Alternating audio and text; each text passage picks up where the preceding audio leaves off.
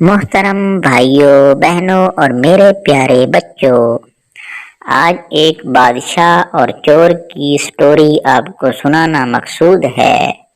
ملاحظہ فرمائیں۔ کافی عرصہ پہلے کی بات ہے۔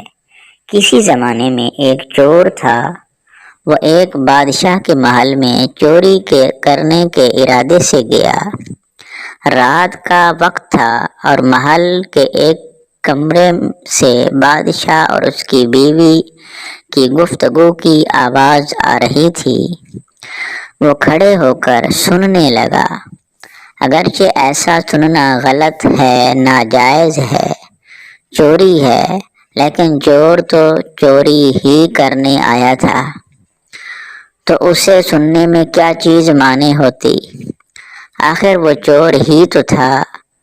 اس چور نے سنا کہ بادشاہ اپنی بیوی سے کہہ رہا ہے کہ میں اپنی بیٹی کی شادی ایسے آدمی سے کروں گا جو نہایت متقی و پرہیزگار ہو، بہت اللہ والا ہو۔ جب چور یہ بات سن رہا تھا تو اس کے دل میں خیال آیا کہ کیوں نہ میں کچھ ایسا بن کر دکھاؤں کہ بادشاہ میرے ہی ساتھ شہزادی کی شادی کر دے۔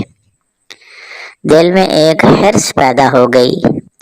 اب وہ چوری کرنا تو بھول گیا، لیکن دھوکہ دینے پر اتر آیا اور گھر جا کر بہت دیر تک سوچنے لگا کہ کس طرح میں اس بات میں کامیاب ہو سکتا ہوں۔ پھر ایک تدبیر اس کے سمجھ میں آئی کہ بادشاہ کے محل کے قریب ایک مسجد ہے، اس میں جا کر بزرگانہ لباس پہن کر اور ان کی وضاحت اختیار کر کے وہاں دن رات عبادت میں مشغول ہو کر بیٹھ جاؤں تو شاید یہ بات بادشاہ تک ضرور پہنچے گی کہ کوئی آدمی یہاں ایسا متقی پرہیزگار ہے جو دن رات اللہ کی عبادت میں مصروف ہے، تو ہو سکتا ہے بادشاہ کی نگاہ میرے اوپر پڑ جائے اور میری شہزادی سے شادی ہو جائے۔ یہ اس چور کا ایک نہایت حقیر اور ذلیل دنیاوی مقصد تھا جس کے لیے اس نے یہ ارادہ کیا۔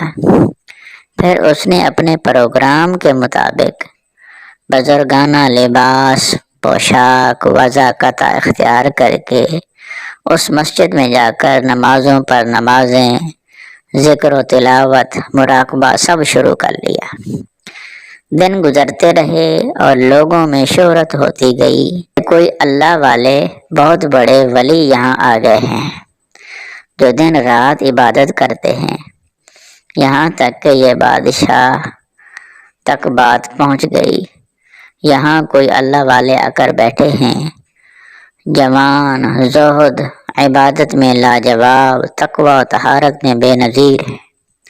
جب بادشاہ کو یہ بات معلوم ہوئی تو انہوں نے اپنے ارادے کے مطابق غور و فکر شروع کر دیا کہ شہزادی کے متعلق جو سوچا تھا اس کے لیے اسی کا انتخاب کیوں نہ کر لیا جائے۔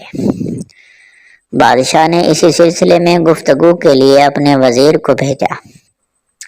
وزیر اس شخص کے پاس مسجد پہنچا اور باادب ہو کر اس سے کہا کہ میں آپ کی خدمت عالیہ میں بادشاہ کی طرف سے ایک پیغام لے کر آیا ہوں۔ اس نے پوچھا کہ کیا پیغام ہے؟ وزیر نے بتایا کہ بادشاہ نے کئی سال پہلے یہ فیصلہ کر لیا تھا کہ وہ اپنی بیٹی کا نکاح ایسے شخص سے کریں گے جو بڑا متقی و پرہیزگار ہو، اللہ والا ہو، اور وہ اس کی تلاش میں تھے۔ ان کی نظر گئی تو وہ نظر انتخاب آپ پر آ کر رک گئی، لہذا بادشاہ نے مجھے بھیجا ہے کہ اس سلسلے میں آپ سے گفتگو کروں۔ یہ شخص جو دراصل اسی تمنا و آرزو میں یہاں آ کر بیٹھا تھا، بہت دیر تک وزیر کی گفتگو سنتا رہا۔ اس کے بعد اس کی آنکھوں سے آنسو جاری ہو گئے۔ وزیر نے پوچھا کہ کیا بات ہے؟ تو کہنے لگا، آج جو پیغام لے کر آپ آئے ہیں یہ پیغام مجھے منظور نہیں ہے۔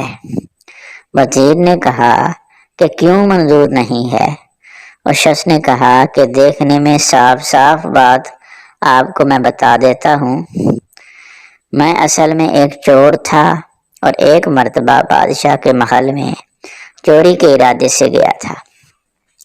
پھر جو کچھ بھی ہوا اس کو سنایا، اور اس کے بعد اس چور نے کہا کہ میں نے تو یہ وجہ قطع اسی حرص کی وجہ سے اختیار کی تھی، لیکن میں یہاں آ کر بیٹھا تو میرے خدا نے مجھے اپنا بنا لیا۔